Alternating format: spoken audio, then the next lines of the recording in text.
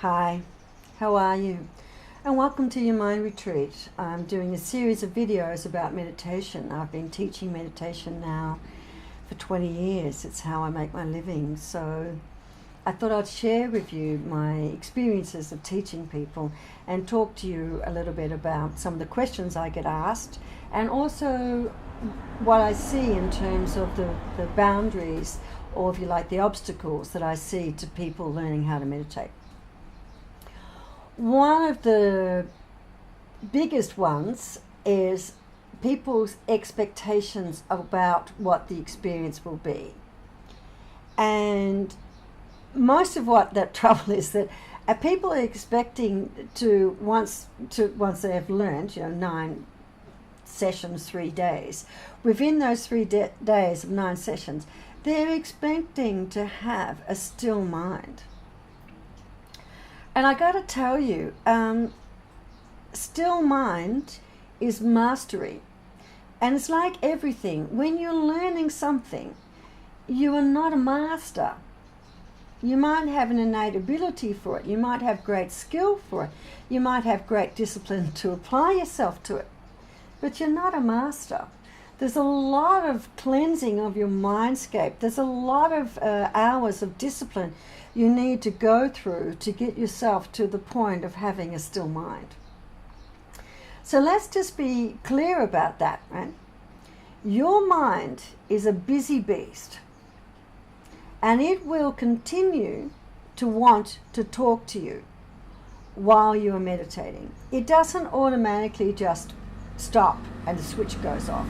That's not what happens. You have to train it, yeah? Or more correctly, you have to train your conscious self not to interact with the thoughts that come into your mind. And that's the very first step to achieving a still mind. So you will have thoughts. They will come into your head. What we ask you to do in meditation is not to talk to them.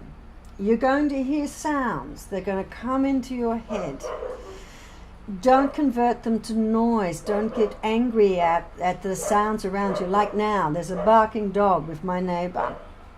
And yes, I could get really angry and go, I'm going to restart this whole video again. I've got a barking dog. Now I've got a truck.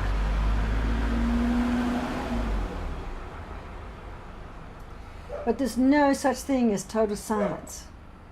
So you have to be learning to work with that. So don't get angry at yourself for having thoughts. Don't get angry at yourself for hearing and getting annoyed at the barking dog. Just don't get annoyed at the barking dog. That's a choice. The difference between sound and noise is choice, personal preference. The other aspect of that is just don't get angry if you get uncomfortable and your leg goes to sleep. Sometimes my leg does go to sleep. The only thing that happens now is I recover a lot more quickly because I know what happens. So it's not something that you need to worry about. Do I have a still mind? Will I get a still mind? Is the still mind there? That's mastery.